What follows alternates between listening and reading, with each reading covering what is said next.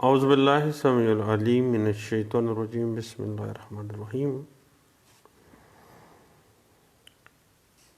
अगर किसी पार्टी को अदालत जवाब दावा दाखिल करने का हुक्म सादर करती है और वो पार्टी जवाब दावा देने से ताख़ीर करती है, तो अदालत उस पार्टी का जवाब दावे का हक़ ख़त्म करके उसके ख़िलाफ़ फ़ैसला सादर कर सकती है या कोई दीगर मुनासिब हुक्म जो अदालत बेहतर समझती है वो सादर कर सकती है।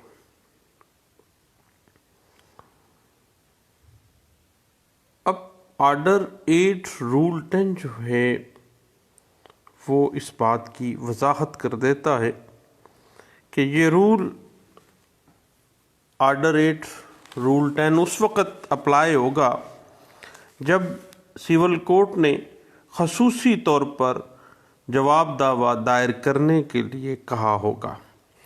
इस बात की interpretation PLJ 1989 Lahore high court page 613, 1989 CLC page 1883 और 1989 SCMR पेज 107 में इस बात को इंटरप्रेट किया गया और कहा गया कि बुनियादी तौर पर जवाब दावा शामिल करने के हवाले से अदालत का जो आर्डर है ना,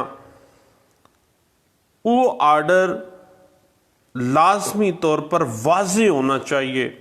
देन आर्डर 8 रूल 10 फिर अप्लाई होगा। ये एक नुक्ता है। इस बात की interpretation 1990 CLC page 1362, PLJ 2006 Lahore high court page 1015 और 1991 SCMR पेज 2527 और 1989 CLC पेज 1883 और PLJ 1989 Lahore high court page 613 और PLJ 1987 सुप्रीम कोर्ट पेज 537 जो है वो इस बात को इंटरप्रेट कर देती है। लेकिन एक और अहम बात है कि नोटिस के अंदर या समनिंग ऑफ पार्टीज़ के अंदर जो आम हदायत होती है ना जवाब दावा शामिल करने की, वो वाज़ेह हुक्म में शामिल नहीं है। यानी हुक्म वो है स्पेसिफिकली जो इन आर्डर्स लिखवाया गया हो, यानी समनात में जो हदायत दी जाती हैं जवाब देने के हवाले से वो आर्डर नहीं होगा कि उसके फौरी बाद आर्डर 8 रूल 10 के लिए उसको कंसिडर किया जाएगा, क्योंकि वो तो जनरल आर्डर है।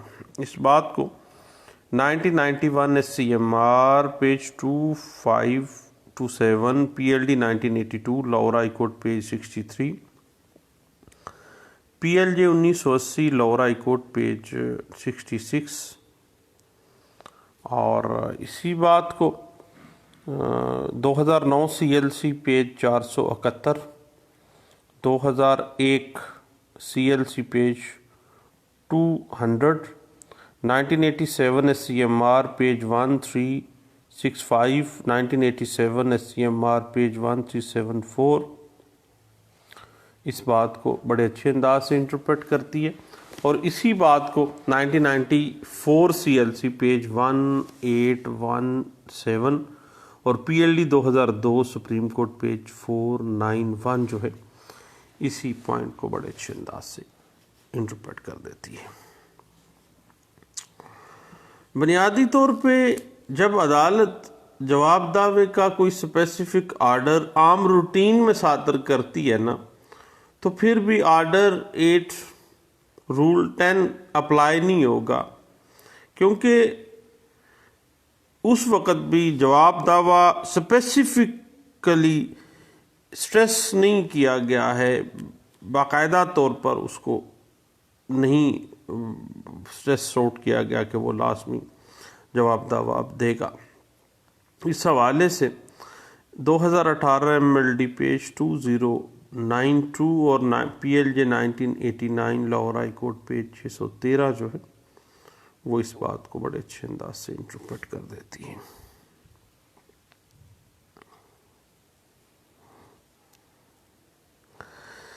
और साहिब बात इस तरह से है कि हमारे यहाँ पे सब्सिक्वेंट प्लीडिंग्स का मामला आ जाता है कि बाज़ औक़ात हमारे यहाँ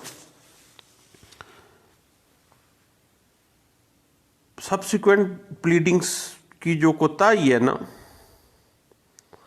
वो उसकी तरफ इशारे के तौर पे रूल 10 जो है वो अप्लाई किया जाता है, क्योंकि बाज़ औक़ात ऐसा होता है कि सब्सिक्वेंट प्लीडिंग शुरू हो जाती है जिसकी वजह से जवाब दावा ताख़ीर का शिकार हो जाता है।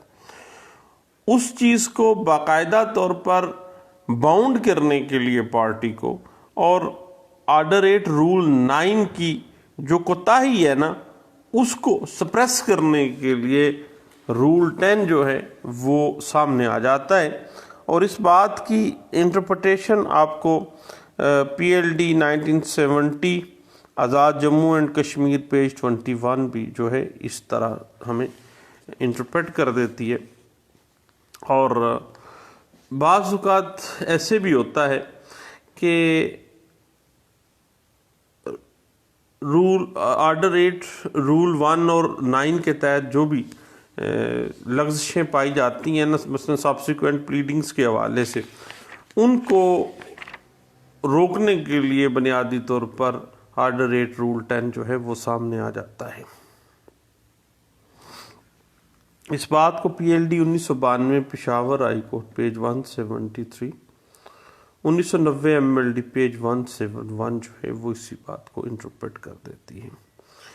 और याद रखिएगा कि जब मतलूबा जवाब दावा पार्टी ने जमा नहीं ना करवाया तो फिर या तो फौरी फैसला कर दिया जाएगा या फिर मुनासिब हुक्म जो अदालत मुनासिब समझती है ना, वो उस हिसाब से सादर कर सकती है। इस बात की इंटरप्रिटेशन 1988 CLC पेज 56 और 1992 CLC पेज 867 जो है वो बड़े अच्छे अंदाज से इंटरप्रेट कर देती है।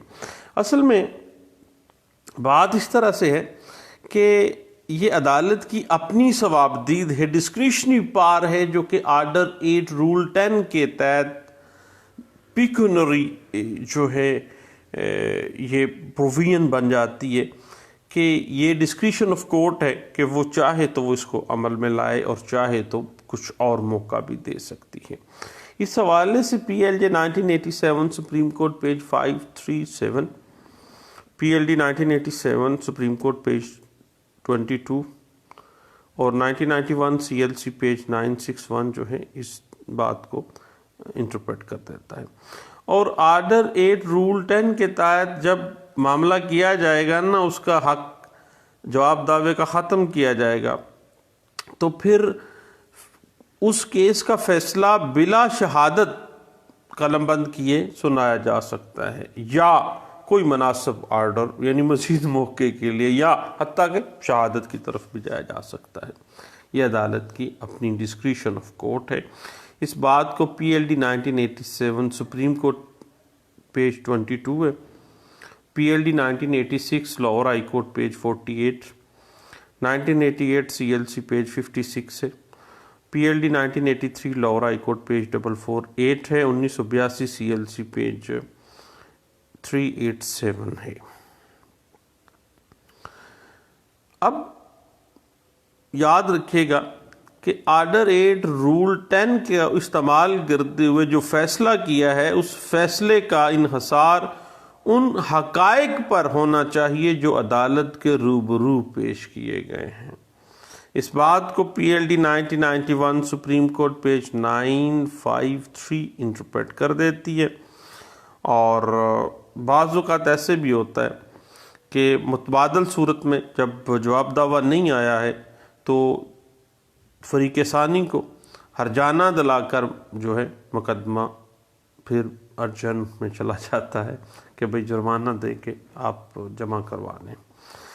और इस हवाले से PLD 1991 supreme court page 953, PLJ 1987 supreme court page 537, 1992 MLD page 2026 और 1991 CLC पेज 1476 इस बात को इंटरप्रेट करती है। उसके अलावा 1988 CLC page 56, PLJ 1980 Lahore high court page 48 है और PLD 1980 Lahore high court page 66 जो है वो इस बात को इंटरप्रेट कर देती है।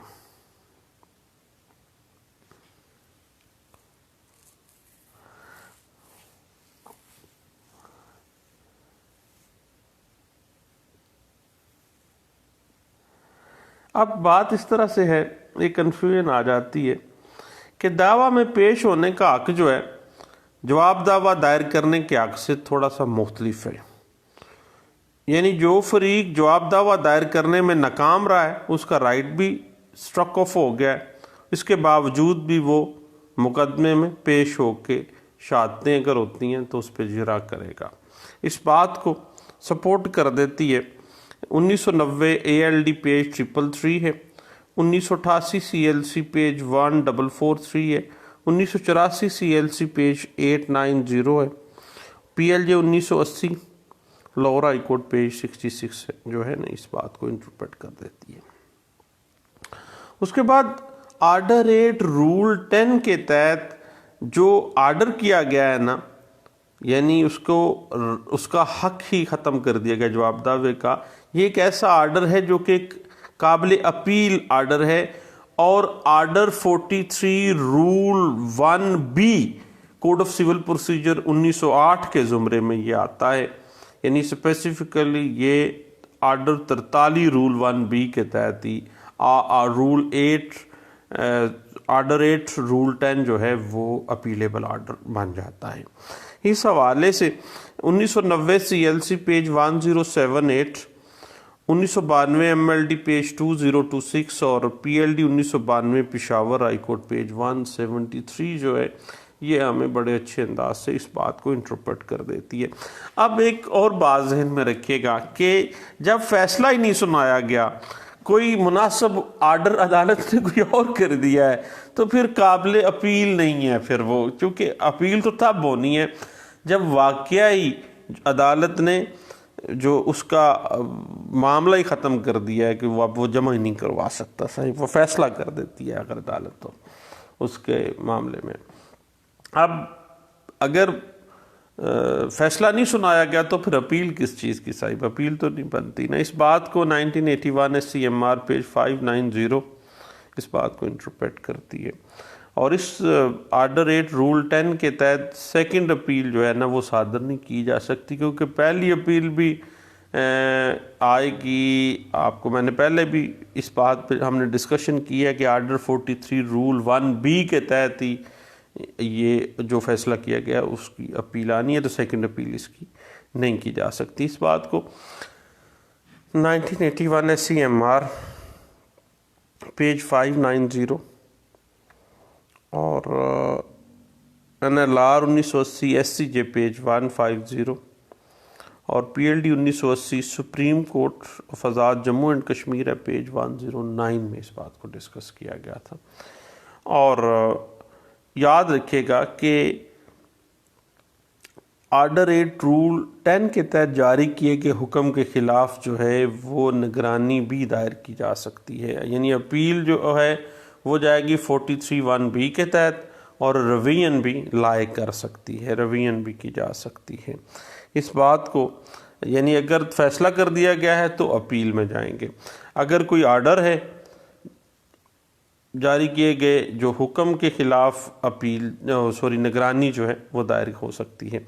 इस हवाले से 1988 CLC पेज 56 देखिएगा और 1981 SCMR पेज 590 को देखिएगा और PLD 1987 supreme court 22, 1987 SCMR page 1365 और 1995 MLD पेज 468 जो है वो इस बात को बड़े अच्छे अंदाज से इंटरप्रेट कर देती है। और PLD 1997 Lahore high court page 722 जो है वो भी इसी बात को साहिब बड़े अच्छे अंदाज से इंटरप्रेट कर देती है।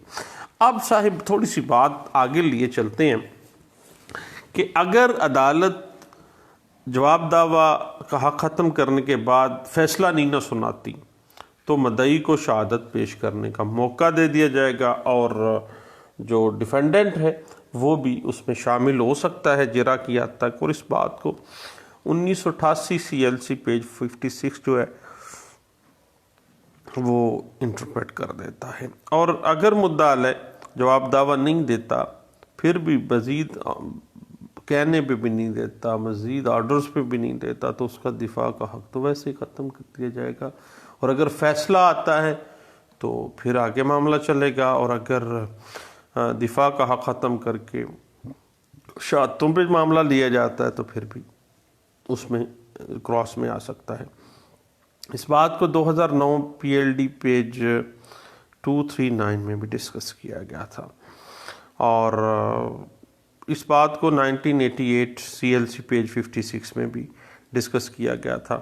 और साहिब बात इस तरह से है कि सिविल कोर्ट की टेक्निकल जो खामियों से बालातर होकर एक अदालत को चाहिए कि वो टेक्निकल खामियों से बालातर होकर जो सरकमस्टांसिस ऑफ केस हैं उसके मुताबिक फ़ैसला करे और उसको मौका दे कि भाई वो लाजमी तौर पे जो है वो जवाब दे, क्योंकि जवाब जो है ये नेचुरल जस्टिस का एक प्रिंसिपल है कि no one should be condemned unheard. तो 1990 CLC पेज 1078 इस हवाले से जो है हमें इस बात की इंटरप्रिटेशन दे देती है। और अदालत किसी फरीक को जवाब दावे की मियाद जो है तोसी कर सकती है, फिर भी अगर चाहे डिस्क्रिशन ऑफ कोर्ट है तो हक़ दिफा मंसूख भी कर सकती है और दावे को बग़ैर किसी सबूत के, बग़ैर किसी शहादत के डिग्री भी कर सकती है। डिस्क्रिशन ऑफ कोर्ट ऐसा ही। और अगर चाहे तो हक ख़त्म भी करके ले जाए शहादतों पे। इस बात को PLD 1982 Lahore high court page 779 इस बात को डिस्कस करती है। और 2007 CLC पेज 409 भी इस बात को इंटरप्रेट करती है। और 1994 CLC पेज 191 भी इस बात को इंटरप्रेट करती है। और जब डिफेंडेंट पार्टी का जवाब दावे का हक ख़त्म कर दिया गया है तो फिर मदई को शहादतों पे बुला लिया गया है और शहादतों के बाद जिरा क्रॉस एग्जामिनेशन का पहलू है तो फिर मुद्दा अलय उसमें क्रॉस एग्जामिनेशन में पार्ट परफॉर्म करेगा, अपना हिस्सा ले सकता है। इस बात को PLD 1994 Peshawar high court page 161, 1984 CLC page 890 जो है इस बात को इंटरप्रेट किया गया है। और इसी बात को 2016 CLC पेज 502 भी डिस्कस कर देती है। तो इस पे मज़ीद अगर आप देखना चाहें तो मैं रेफ़र करूँगा 2004 YLR पेज 1276 से और 1980 CLC पेज 1449, 2000 CLC पेज 1955 है और 2004 MLD पेज 923 है, 2004 SCMR पेज 1528 है। और जहाँ तक मामला है कि अदालत या फैसला कर दे या make such order in relation to the suit as it thinks fit, जो मुनासिब समझे वो फैसला कर सकती है। अदालत के पास इख्तियार है, सवाबदीदी इख्तियार है कि जो फैसला चाहे वो चाहे तो हरजाना दिलवा के जवाब दावा का मौका दे और जवाब दावा दिलवा दे। अदालत की अपनी सवाबदीद है कि वो उसका हक ख़त्म करके शहादतें बुला ले। अदालत का अपना था पहले कि वो फैसला कर दे। अगर फैसला नहीं करती तो फिर वर्ड इस तरह ही है, or make such order in relation to the suit as it thinks fit, जो मुनासिब समझती है। इस हवाले से 1990 ALD पेज 407, 2001 MLD पेज 746 और 1986 MLD page 486, 1980 CLC page 981, 2003 CLC page 385, 1990 SCMR page 530 और इसी बात को 1987 SCMR पेज 1365 जो है वो इस बात को इंटरप्रेट कर देती है। अब बात इस तरह से है कि राइट ऑफ डिफेंडेंट जो है स्ट्रक ऑफ कर देना ये टोटली डिस्क्रिशन ऑफ कोर्ट है और जिस तरह वो मुनासिब समझती है वो उसको लेके जा सकती है, हत्ता कि अपॉर्चुनिटीज़ भी दे सकती है और अपॉर्चुनिटीज़ नहीं भी दे सकती है। इस हवाले से 2004 YLR पेज 959 जो है इस बात को इंटरप्रेट कर देती है और 1989 MLD पेज 1101 भी इस बात को इंटरप्रेट कर देती है और 2001 MLD पेज 1462 भी इस बात को इंटरप्रेट कर देती है। और याद रखिएगा कि अगर किसी का राइट ऑफ रिटन स्टेटमेंट जो है वो स्ट्रिक ऑफ कर दिया जाता है, स्ट्रिकिंग ऑफ डिफेंस कर दिया गया है ऑर्डर 8 रूल 10 के तहत, वो फिर अपील होगी किस प्रोविजन के तहत? ऑर्डर 43 रूल 1B CPC 1908 के तहत। फिर रिवीजन पिटीशन इज कॉम्पिटेंट नहीं है। इस बात को 2011 CLC पेज 164 जो है वो इस बात को इंटरप्रेट कर देती है और 2013 YLR पेज 836 इस बात को इंटरप्रेट कर देती है। और अगर कोई आर्डर कर दिया गया है तो उस आर्डर के हवाले से रिवीजन लाई करेगी, लेकिन अगर डिफेंस ही स्ट्राइक ऑफ कर दिया गया है तो फिर साहिब उस डिफेंस को स्ट्राइक ऑफ करने के हवाले से सिर्फ अपील होगी 43 1B order 43 rule 1B CPC 1908 के तहत और उसमें रिवीजन जो है वो लाए नहीं करेगी। लेकिन दोस्तों एक टेक्निकल सी बात थी, ऑर्डर 8 रूल 10 CPC 1908 के तहत अगर कोई पार्टी जवाब दावा जो है अदालत के कहने के बावजूद जमा ही नहीं करवाती तो फिर किस तरह से उससे ट्रीट किया जाता है और ऑर्डर 8 रूल 10 जो है वो उसको कैसे बाउंड करता है, लेकिन है discretion of court. Thank you, अल्लाह हाफिज़।